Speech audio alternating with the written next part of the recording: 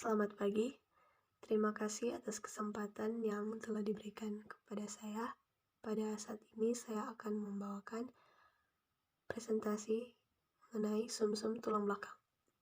Apa itu sumsum tulang belakang atau medula spinalis? Sumsum tulang belakang merupakan bagian dari sistem saraf pusat yang berada di dalam ruas-ruas tulang belakang.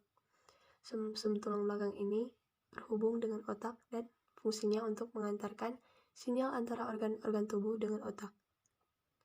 Sumsum tulang belakang letaknya memanjang di dalam rongga tulang belakang dari ruas-ruas tulang pinggang yang kedua. Jadi sumsum tulang belakang itu dilindungi oleh lapisan meninges sama seperti di otak. Lapisannya itu yang pertama ada durameter, arachnoid, dan yang terakhir pia mater. Jadi sumsum tulang belakang itu dilindungi oleh tulang belakang, kemudian dilindungi juga oleh lapisan meninges. Kalau misalnya kita buka lapisan meningesnya, kita bisa lihat struktur utama dari sumsum tulang belakang. Yang paling luar itu disebut lapisan putih, sedangkan bagian dalam disebut lapisan abu-abu.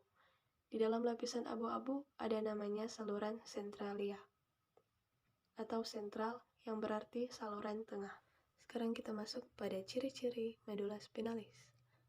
Bagian tengah dari sumsum tulang belakang berisi cairan cerebrospinal seperti pada otak.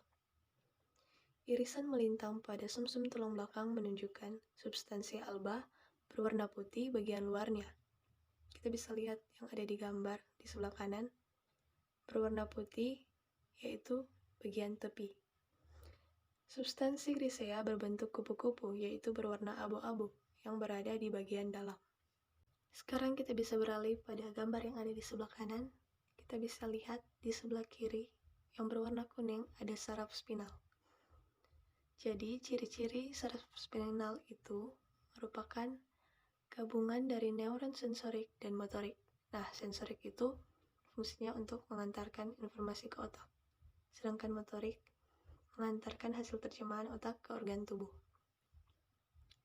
Jadi, gabungan neuron sensorik dan motorik semua saraf sensorik masuk ke sumsum tulang belakang melalui akar dorsal atau sayap dorsal. Dan semua dendritnya berasal dari reseptor. Sedangkan semua saraf motorik keluar dari sumsum tulang belakang melalui akar ventral atau sayap ventral dan semua neuritnya menuju ke efektor. Fungsi sumsum tulang belakang yaitu menyampaikan impuls sensorik dari sistem saraf tepi untuk menuju ke otak, menyampaikan impuls motorik dari otak ke berbagai efektor seperti otot rangka, lurik, otot jantung, otot polos, dan kelenjar. Dan yang terakhir sebagai pusat gerak refleks. Selanjutnya kita masuk pada mekanisme penghantar impuls pada sumsum tulang belakang. Rangsangan dari efektor dibawa oleh neuron sensorik menuju sumsum tulang belakang melalui akar dorsal untuk diolah dan ditanggapi. Selanjutnya, impuls dibawa ke neuron motorik melalui akar ventral ke efektor untuk direspon. Nah, apa dampak cedera sumsum tulang belakang? Dampak cedera dari saraf tulang belakang pada tubuh saraf tulang belakang bukanlah bagian yang kebal dari cedera.